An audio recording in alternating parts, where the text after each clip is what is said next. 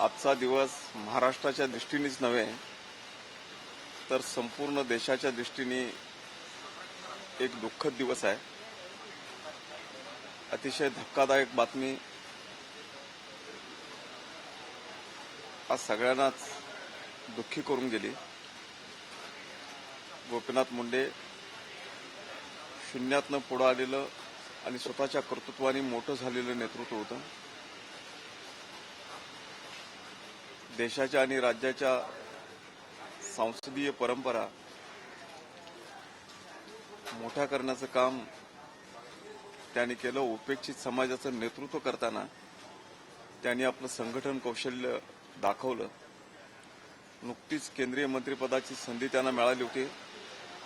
त्यांच्याकडून महाराष्ट्राच्याच नव्हे तर संपूर्ण देशातल्या जनतेच्या खूप मोठ्या अपेक्षा होत्या।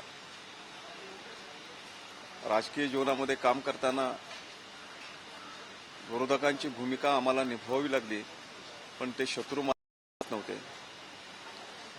एखादी टीका केली की व्यक्तिगत संबंधात त्यांनी कधीच कटुता निर्माण होऊ दिली नाही।